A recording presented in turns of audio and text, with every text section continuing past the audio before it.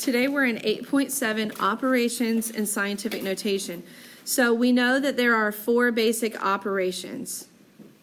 Addition. Help me out. Subtraction. Division. Multiplication. Okay? So those 4 operations, you're going to see all 4 of them today.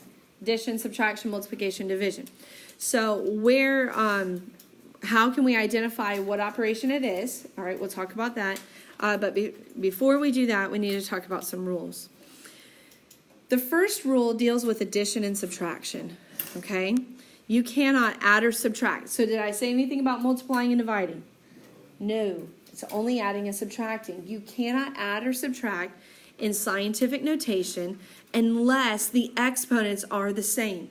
So that reminds me of like common denominators. Like you can't add fractions unless they have a common denominator, right? So some of those rules are actually similar with the scientific notation. So what do you do when your exponents are different and you're trying to add them or subtract them? Well, there's a way that you can manipulate them to make your exponents even. And that rule says to increase the exponent value. Let's say I needed to go from 10 to the 3rd power to 10 to the 4th power. Would you, which way though? Would you, okay, how many places am I moving up to go from 10 to the 3rd to 10 to the 4th? How many place values? 1, okay?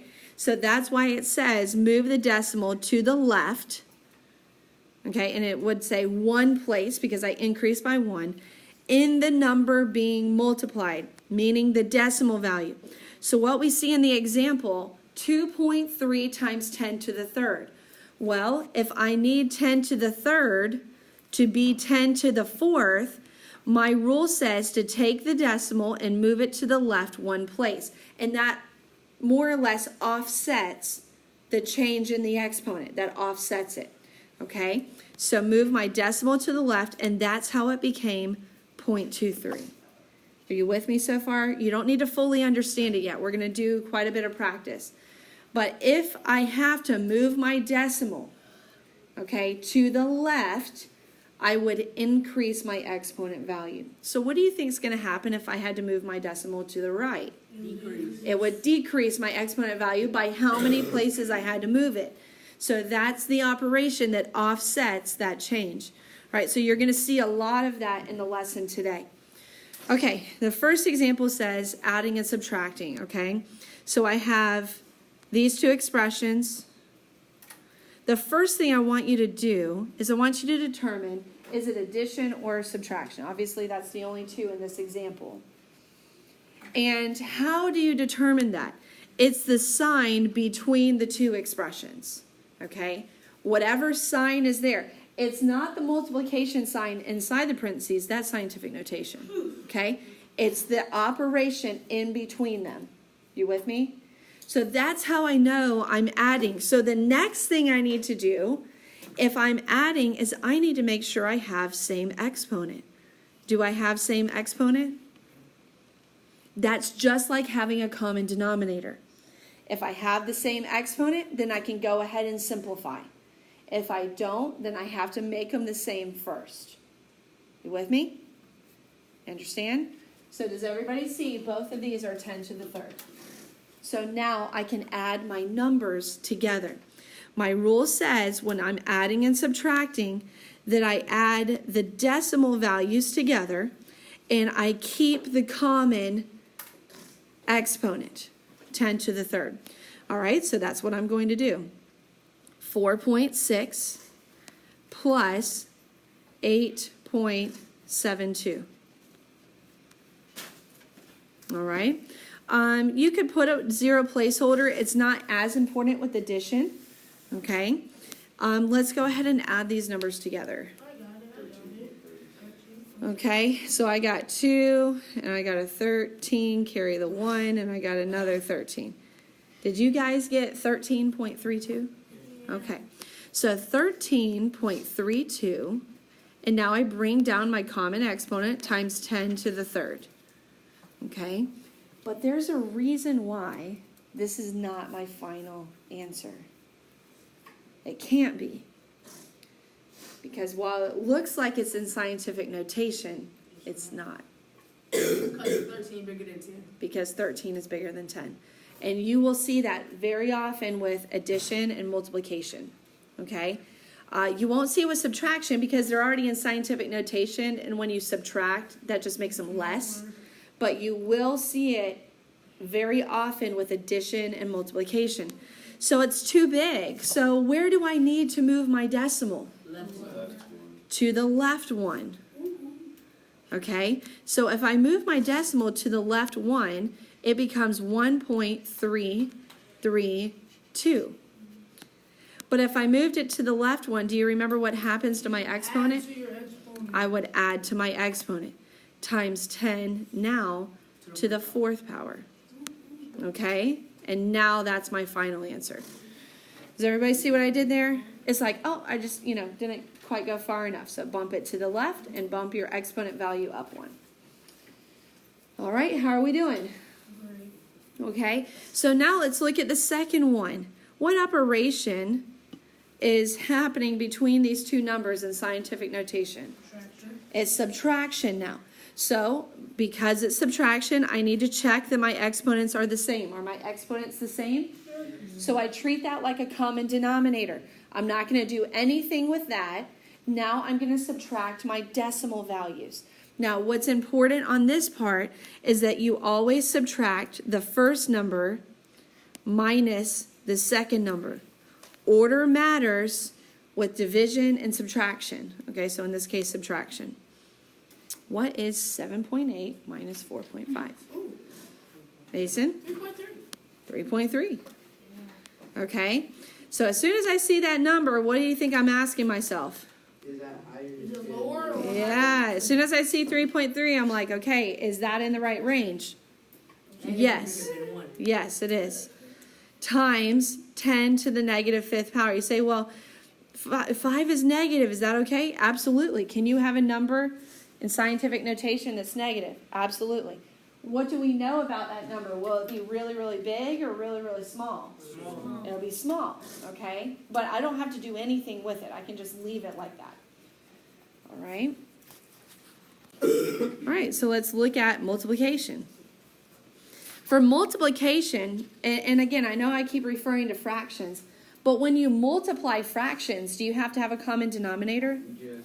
No. When you multiply? No. No.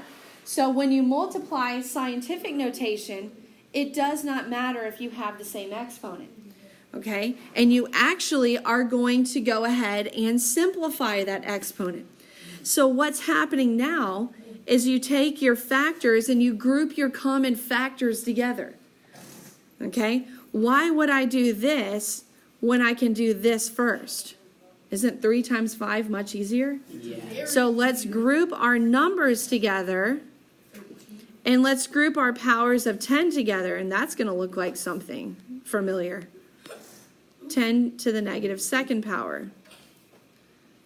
Okay, so what's 3 times 5? 15. 15. Is there a way I could simplify? I'm now multiplying exponents that have the same base. Yeah. Anybody remember what the name of that property is? Exponent. Power of powers. Product of powers. Product of powers. So what's negative 5 plus negative 2? So does everybody see where I got 10 to the negative 7th power? Okay. All right. So Nick, what's wrong with it? 15 too big. 15's too big. Okay. I need to move my decimal to the left, and it becomes 1.5 times 10 to the 1. Okay, so you got to be careful. When I add 1 to a negative number, what's negative 7 plus 1? Negative 6. So while you think, oh, I'm adding 1, so 7 plus 1 is 8, you have to take into account it's negative. Negative 7 plus 1 is negative 6. Okay, my rule says when I have to move my decimal left, I would increase my exponent value by how many places I move it. Okay? All right, let's go ahead and do the second one. I'm going to walk around and check on you guys. 12 times 6 is 82. 72. Times 10 to the, because they have the same base, what's 4 plus 8? To the 12th power. Okay? But this isn't my final answer. Why, Allie? 72 is higher than Why, Allie? Yeah, very good. So what would I need to do? Yep. Very good. And what did you do to your exponent when you moved your decimal left? You added 1. So you got 10 to the 13th power. I feel like you guys are getting better at that. It's clicking. All right, making sense. All right, if I have to move my decimal. So we've been having to move our decimals kind of on the last step to make sure they're in scientific notation. Now let's do some division. Now on division, you think, oh my goodness, I have to do long division. It's going to be very simple division though. You don't have to worry about having lots and lots of decimal places. All right, but you do need to remember the order. Remember, it's the top number, so 1.8, divided by the bottom number. It has to be in that order because if you reverse the order, you're going to get the wrong answer. Okay, so does 6 go into 1? Nope. Does 6 go into 18? Yes, 3 times. So now I have 0.3 when I simplify this part of it. Now I need to divide my powers of 10. Anybody have any idea what I would do? Micah? Quotient of powers. So it would be what? It would be 10 to the negative 8th power minus 7.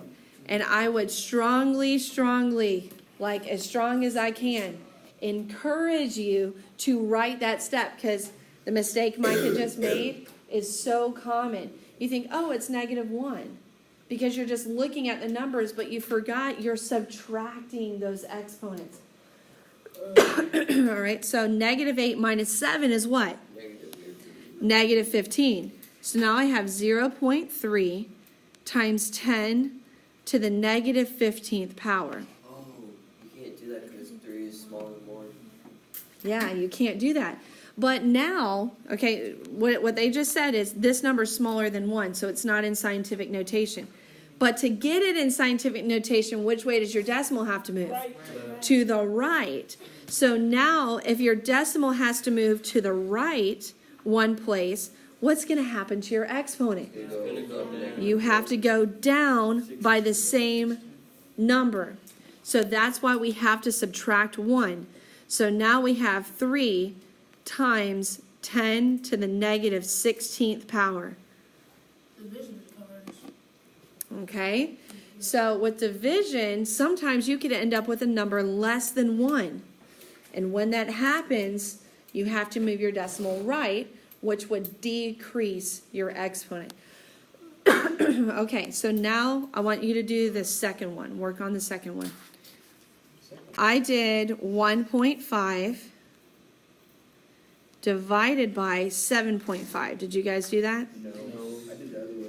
So you have to divide the first number by the second number. All right, you're going to be in trouble if you do it the wrong way. There's no way you can get the right answer. It's always the first number divided by the second number. So you can't have a decimal in your divisor. So what do? Move it to the left. Yep, you move it to the right, which in this case, because they're both 1, it just moves it out. Okay, so now the decimal's after the 15. So 75 goes into 15 how many times? 0. Now I add a 0, and 75 goes into 150 how many times? 2. 2. So it's going to be 0.2. 0.2 times 10 to the what? I have 10 to the -3rd divided by 2. Divided by 10 to the 2nd. To the -5th, because I have to subtract my exponents. Does everybody see how I got 10 to the -5th? I did negative 3 minus 2 because I was dividing. Okay? This is not my final answer. I know it. I know it. What is it, Michael? It's you have to move the two. You have to move the decimal Yep. one space because it's lower than it's lesser than 1. Yep. Which you add to -5 plus 1, which would be 2 times 10 to the -6 power. Okay. You have the right number, but you said add, not subtract. Okay, so when we move it to the right, we subtract 1, but he did say -6, so I know what he meant. 2 times 10 to the -6th power. All right, do you see how we got -6? We had to move our decimal to the right, so that means that our exponent decreases by 1 place value. All right, did you get it?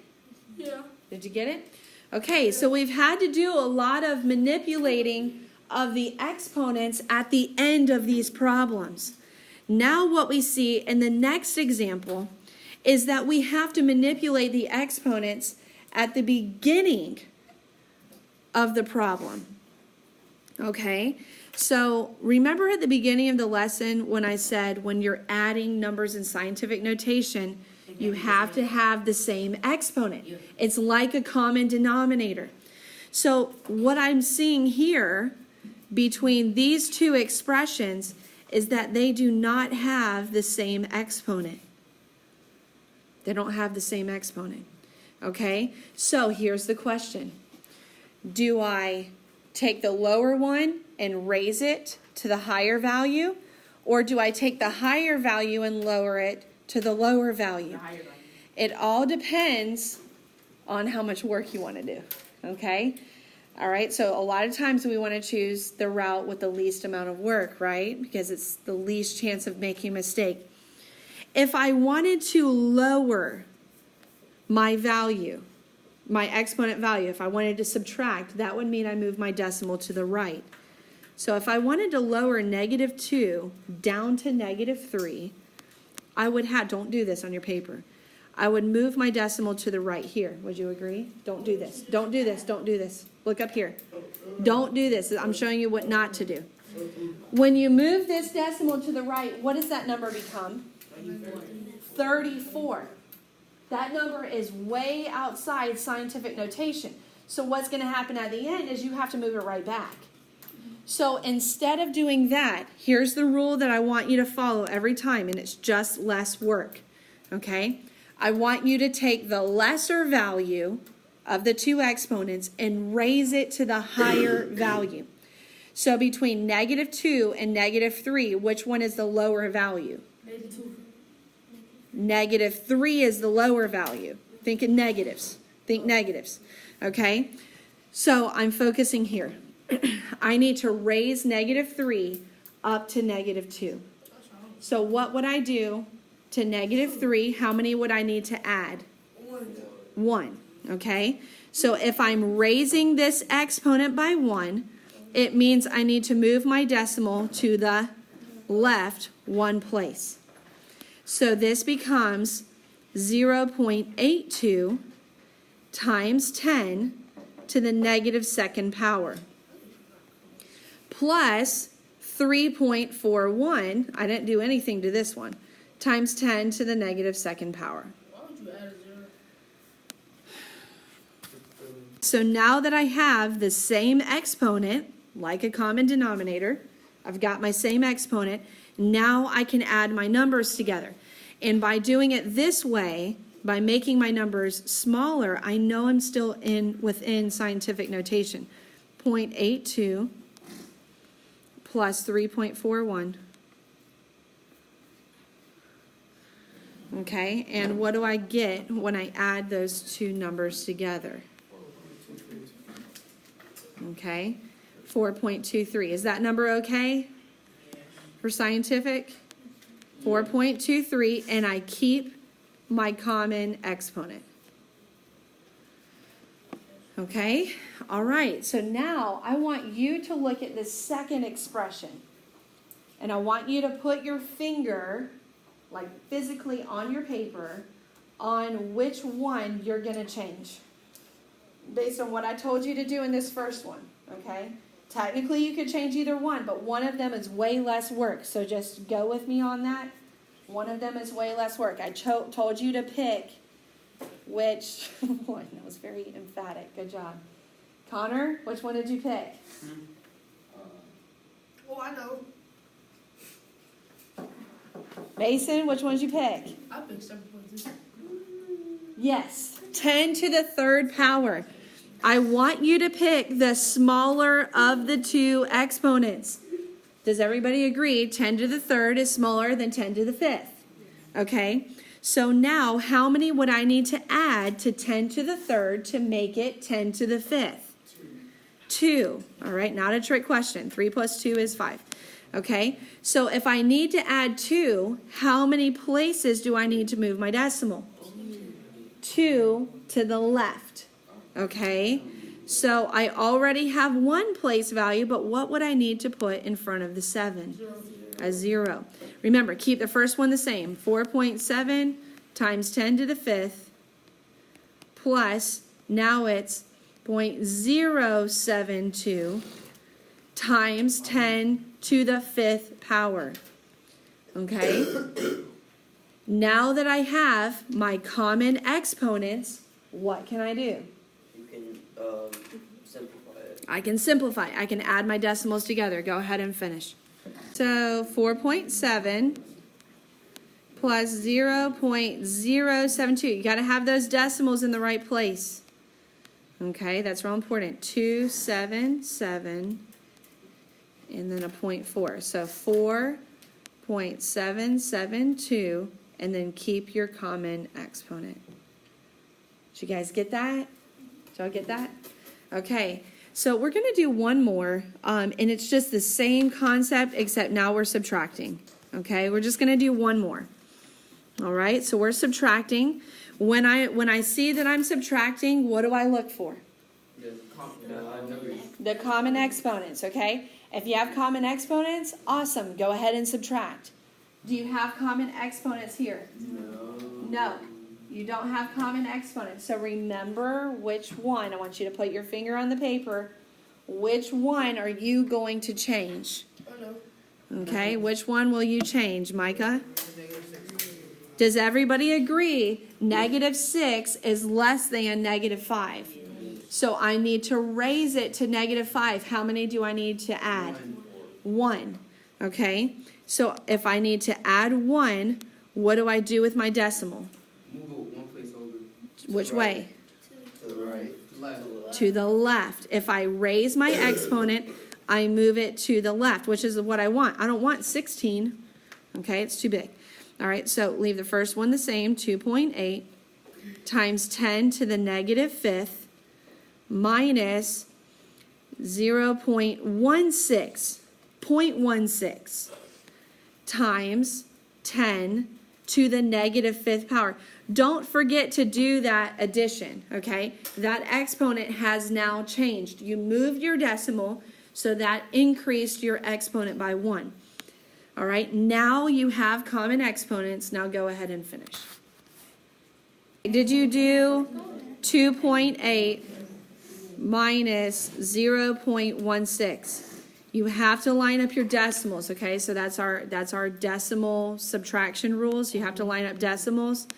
0 minus 6 I can't do. I need to borrow. 10 minus 6 is 4. 7 minus 1 is 6. 2.64. I didn't put that 0.16, so I put 1.6. Yep. You gotta be careful on that. Times my common exponent, 10 to the -5th. No, I added. That's what I did. Okay, so you're going to have, from this section, you're gonna have 4 questions on your test. Okay, so there's a decent chunk of questions coming from this section. Okay, they're not all subtraction though. It's addition, subtraction. I think I did one of each on your test, one of each operation. All right, so that's everything you need to know for 8.7.